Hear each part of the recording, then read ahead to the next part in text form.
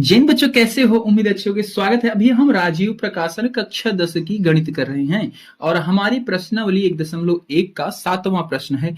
कह रहा है कि व्याख्या कीजिए कि 3 गुना 12 गुना 104 प्लस 4 एक अभाज्य संख्या है या फिर भाज्य संख्या है। तो बच्चे, जब भी पूछा जाए कि कोई संख्या भाज्य है अभाज्य है तो हमें कैसे पता चलता है। भाज्य का मतलब है वो संख्या खुद से भाग हो और भी किसी संख्या से भाग हो जाए, ठीक है, मतलब भाग चली जाए तो वो क्या होती है, भाज्य। और अभाज्य क्या है, प्राइम नंबर जो किसी से भाग ना जाए, सिर्फ खुद से जाए और एक से भाग जाए, उसको बोलते हैं अभाज्य। तो बच्चे, अब इस पूरी संख्या को सबसे पहले हमें सॉल्व करके एक संख्या निकालना पड़ेगा और फिर उसका हम अभाज्य गुणनखंड करके देखेंगे कि वो किस किस संख्या से कट रही है। अगर वो खुद से ही कटेगी और एक से कटेगी तो वो क्या होगी, अभाज्य संख्या होगी। अगर वो खुद से कटेगी और भी संख्याओं से कटेगी तो वो क्या होगी, भाज्य संख्या हो जाएगी। ठीक है, अगर वो खुद से कटेगी तो अभाज्य, और एक से कटेगी और वो उसके अलावा में किसी से कटेगी तो वो भाज्य होगी। समझ में आई बात। तो सबसे पहले हम क्या करेंगे, जो हमें दिया गया है नंबर उसको हम हल कर लेंगे। यहां पे दिया गया है 3 गुने 12 गुने 104 प्लस 4। तो इसी को हम लिख सकते हैं, इसको गुना करेंगे तो 12 तिहाई 36, हाँ 12 गुना 13, 3 गुना 12 36 हो गया और गुने 104 प्लस 4। ठीक है, 36 का पहाड़ा 0 बार पढ़ो या फिर सीधा 104 से 36 को गुना करना है। तो हम 104 को 36 से गुना कर लेते हैं। यहाँ पे भाई 104 गुना 36, 4 छंग 24, 6 छक 24, 2 आया, 4 6 का पहाड़ा 0 बार 0 और 0 और 2 हो जाएगा, 6 कम 6, 3 चौक 12, हासिल आया 1, 3 का पहाड़ा 0 बार 0, 1 आ जाएगा, 3 एकम 3 जोड़ लेंगे। ठीक है, तो ये आ गया 37 44, 37 44 में 4 और जुड़ जाएगा। ठीक है, 37 44 प्लस 4 कितना हो गया भाई, 37 48। ठीक है, अब इसका अभाज्य गुणनखंड कर लेंगे। ठीक है, प्राइम फैक्टर। ठीक है, 3 7 4 8, ये किसके पहाड़े में जाएगा, 2 से चला जाएगा तो 2 से जाएगा, 2 एकम 2, 2 8 16, 2 7 14, 2 चौक 8, फिर 2 से कटेंगे, 2 9 18, 2 तिहाई 6, 2 7 14। ठीक है, अब 9 3 और 7 आ गया। अब ये 2 से तो नहीं जाएगा, 3 से चेक करें, हाँ 16 16 3 19, ये 3 से भी नहीं जाएगा।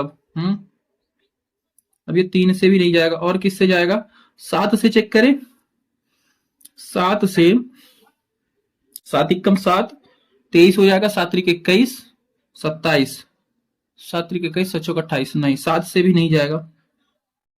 तो ये बच्चे 13 से भी नहीं जाएगा, तो हम यही इसका लिख देंगे। इसका गुणनखंड क्या आया, ठीक है, इसका गुणनखंड क्या आया भाई कि हम 37 48 को लिख सकते हैं 2 गुना 9 3 7 गुना 1, 1 से तो चला ही जाएगा, 1 से तो कोई भी नंबर भाग चला जाएगा। तो देखो ये इसका क्या मतलब हुआ कि ये संख्या 2 से भी भाग जाएगी, 4 से भी भाग जाएगी और इससे भी भाग चली जाएगी, 937 से भी। तो क्या ये अभाज्य संख्या है, नहीं भाई, ये भाज्य है, मतलब ये भाग जा रही है, एक से ज्यादा संख्याओं से जा रही है। ठीक है, खुद से तो जाएगी, एक से भी जाएगी, उसके अलावा 4 से भी जाएगी, 2 से भी जाएगी और 937 से भी जा रही है। तो इसका क्या मतलब हुआ, ये भाज्य संख्या है। तो लिखेंगे अर्थ, अतः दिए गए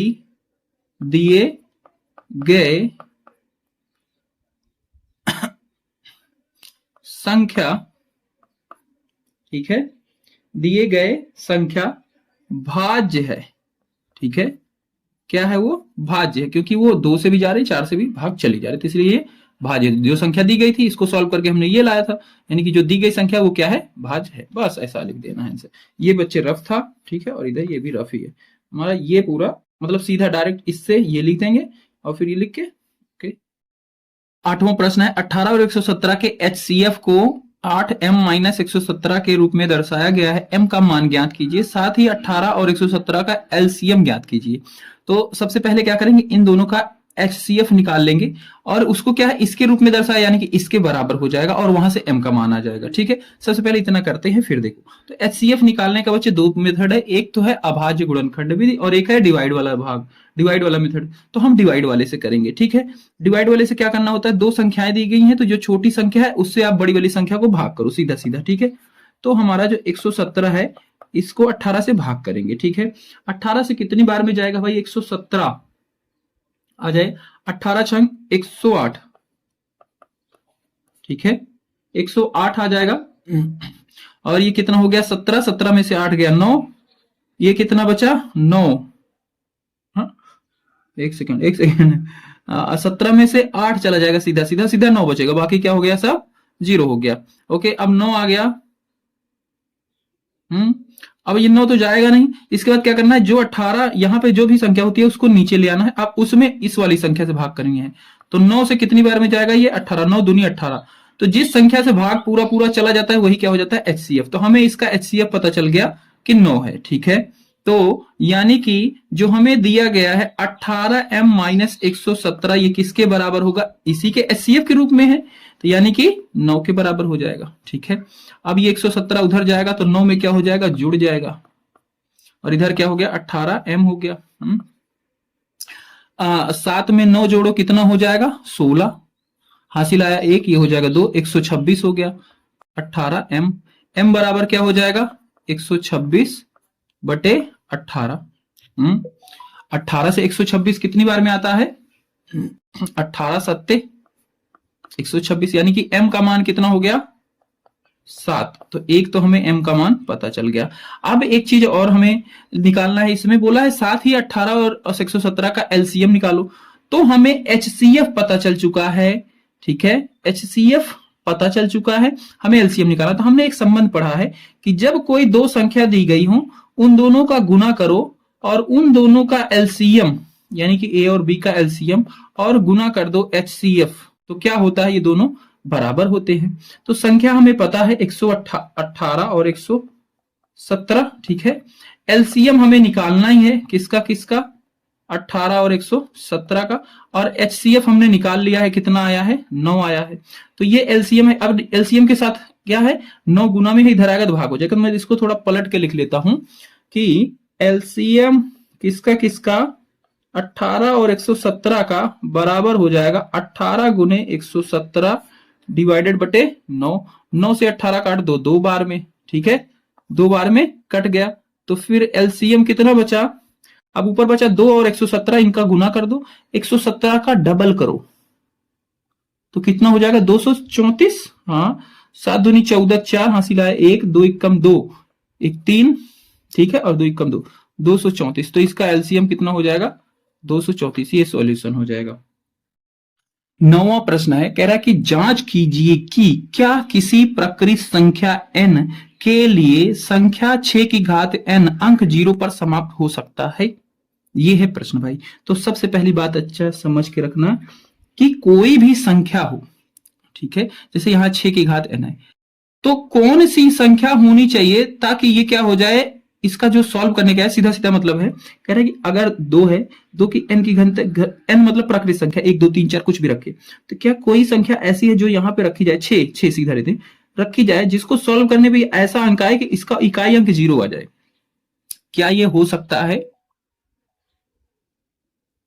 तो इसका जवाब है नहीं हो सकता। सीधा सीधा क्यों नहीं हो सकता, याद रखना, कोई भी संख्या का वर्ग करने पर उसके इकाई अंक पे 0 कब आता है, ध्यान से समझना।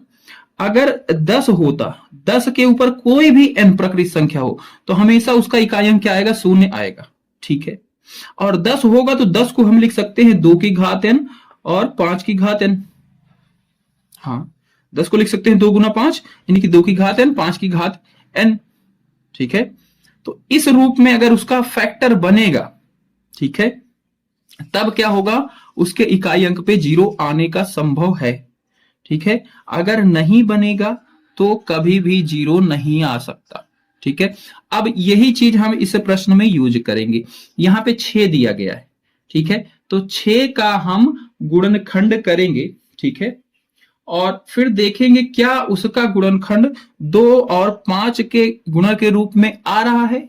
अगर आएगा तो जवाब देंगे कि हाँ इसका इकाई अंक 0 आ सकता है, अगर नहीं आएगा तो नहीं। ठीक है, तो बस 6 का गुणनखंड करेंगे तो 6 की घात n दिया गया, इसको 6 को क्या लिख सकते हैं, 2 गुना 3 लिख सकते हैं, इसकी घात n। ठीक है, और ये क्या है, 2 की घात n, 3 की घात n बनेगा। तो क्या ये इस रूप में है, नहीं। ठीक है, क्योंकि 6 की घात n, 6 की घात n का गुणनखंड, गुणनखंड 2 की घात n और 5 की घात n के रूप में नहीं है। अतः क्या पूछा, संख्या अंक पर समाप्त होगी, 6 की घात n अंक 0 पर समाप्त नहीं होगी। ठीक है, बस इतना जवाब इसका लिख देंगे। ठीक है, याद क्या रखना है कि कोई भी संख्या उसका गुणनखंड अगर इस रूप में बनेगा तभी वो 0 पर समाप्त होगी, अगर नहीं बनेगा तो नहीं समाप्त होगी। n कोई भी प्राकृतिक संख्या हो सकती है, 1 2 3 4 5 6 7 8 कुछ भी हो। ठीक है, ये है भाई इसका जवाब। 10वां प्रश्न है, कह रहा है व्याख्या कीजिए कि 7 गुना 11 गुना 13 प्लस 13 और 7 गुना 6 गुना 5 गुना 4 गुना 3 गुना 2 गुना 1 प्लस 5 भाज्य संख्या क्यों है। पूछ रहा है क्यों है, तो बच्चा इसका अगर कोई संख्या है जिसको तोड़ के ऐसे लिखा गया है, तो उस संख्या को, वो संख्या अगर किसी 3 संख्या से भाग चली जाएगी, मतलब खुद से जाएगी, 1 से जाएगी और किसी और संख्या से भाग चली जाएगी, तो भाज्य है। भाज्य का मतलब ये होता है ना, भाग चली जाए, अन्य संख्याओं से भी भाग जाए, वो अभाज्य ना हो कि सिर्फ 1 से जाए, खुद से जाए। तो बस हम वही सिद्ध करेंगे कि इसको हम दिखा देंगे कि बस तुम जा रही हो किसी ना किसी और संख्या से। कैसे दिखाएंगे भाई, हम क्या कर सकते हैं, इसको मान लेते हैं, माना ये जो संख्या है कोई x संख्या है, और x क्या है, 7 गुना 11 गुना 13 गुना 13 के बराबर है, प्लस 13, सॉरी यहाँ पे प्लस 13 के बराबर है। अब इसको गुना कर लो। इसको ऐसे कर सकते हैं, देखो इस 13 में 13 इसमें कॉमन है, 13 को बाहर ले लो। ठीक है, तो ये क्या बनेगा, 7 गुना 11, ठीक है, यहां से 13 चला गया और प्लस का 1 बन जाएगा। ठीक है, 7 गुना 11 करेंगे 77 हो जाएगा, 77 में 1 जोड़ेंगे 78, यानी कि 13 गुना 78। तो ये जो संख्या ये क्या है, 13 से भी भाग जा रही है और 78 से भी भाग जा रही है, यानी कि ये क्या है, भाज्य संख्या है। ठीक है, तो अतः x 2 से अधिक अभाज्य, ठीक है, संख्याओं का गुणनखंड है, संख्याओं का गुणनखंड है। अतः दी गई संख्या भाज्य है, भाज्य है। बस अब दूसरी वाली भी ऐसे ही पूछा है, तो इसको कुछ y मान लेते हैं। ठीक है, ये क्या है, 7 गुना 6 गुना 5 गुना 4 गुना 3 गुना 2 गुना 1 प्लस 5, इसमें से 5 बाहर ले लेते हैं, तो ये क्या हो जाएगा, इसमें से 5 चला जाएगा, बाकी सब गुना हो जाएंगे। ठीक है, 5 बाहर ले लेंगे तो क्या होगा, 7 गुना 6 गुना 4 गुना 3 गुना 2 गुना 1, है ना, और इसमें से 5 चला जाएगा तो प्लस का 1 बचेगा। ठीक है, और इसको सब सॉल्व करेंगे तो बच्चे ये 5 गुना, इनको सबको गुना करने के बाद ये बन रहा है 1009। ठीक है, तो यानी कि जो y संख्या ये 5 से भी भाग जाएगी और इससे भी भाग जाएगी। ठीक है, तो इसी में लिखेंगे y 2 अभाज्य संख्या का गुणनखंड है। अतः y भाज्य संख्या है। बस दोनों में हमने बता दिया, ये भी भाज्य, ये भी भाज्य है। तो बच्चे 11वां प्रश्न है, किसी खेल के मैदान के चारों ओर एक वृत्ताकार पथ है। ठीक है, मैंने पूरा प्रश्न नहीं लिखा, बहुत लंबा जा रहा था, तो आप बुक में आपके पास है ही, देख ही सकते हैं, यही प्रश्न है। एक किसी खेल के मैदान में चारों ओर एक वृत्ताकार पथ है। इस मैदान का एक चक्कर लगाने में सोनिया को 18 मिनट लगते हैं, जबकि इसी मैदान का एक चक्कर लगाने में रवि को 12 मिनट लगते हैं। मान लीजिए कि वे दोनों एक ही स्थान और एक ही समय पर चलना प्रारंभ करके एक ही दिशा में चलते हैं। कितने समय बाद वे पुनः प्रारंभिक स्थान पर मिलेंगे? ठीक है, तो बच्चे जब भी ऐसे प्रश्न आए तो इनके लिए आपको सीधा एलसीएम निकाल लेना है। ठीक है, एलसीएम का फुल फॉर्म होता है लोवेस्ट कॉमन मल्टीपल। ठीक है, हाँ ठीक है, कि वो कौन सा सबसे छोटा नंबर होगा जिससे 18 और 12 डिवाइड कर देंगे। ठीक है, तो वही क्या हो जाएगा इनका, उतने मिनट बाद फिर ये उसी स्थान पे मिलेंगे। ठीक है, तो हमने पूरा क्वेश्चन नहीं नोट किया बच्चा, तो इसका हल क्या करेंगे, एलसीएम निकालेंगे किसका 12 और 18 का। ठीक है, 12 और 18 का तो कैसे करेंगे भाई, इसका फैक्टर कर लेंगे। 12 को हम क्या लिख सकते हैं, 12 को क्या कर सकते हैं भाई, 12 को अगर हम डिवाइड करेंगे, ठीक है, जो बुक में आपके दिया गया इसको ट्री मेथड कहते हैं। 12 को हम सबसे पहले 2 से डिवाइड कर दे रहे हैं, 2 6 12, फिर 6 आ गया, फिर 6 को 2 से कर देंगे तो फिर क्या आ जाएगा, 3 आ जाएगा। ठीक है, फिर 3 से ही जाएगा और फिर क्या आ जाएगा, 1 आ जाएगा। तो इसका गुणनखंड क्या हुआ, 2 2 3। ठीक है, इसी तरीके से 18 का कर देंगे। 18 सबसे पहले 2 से जाएगा, फिर यहां 9 बच जाएगा। 9 किससे जाएगा, 3 से जाएगा, और यहाँ पे फिर 3 बच जाएगा। फिर 3 किससे जाएगा, 3 से जाएगा, यहाँ पे 1 बच जाएगा।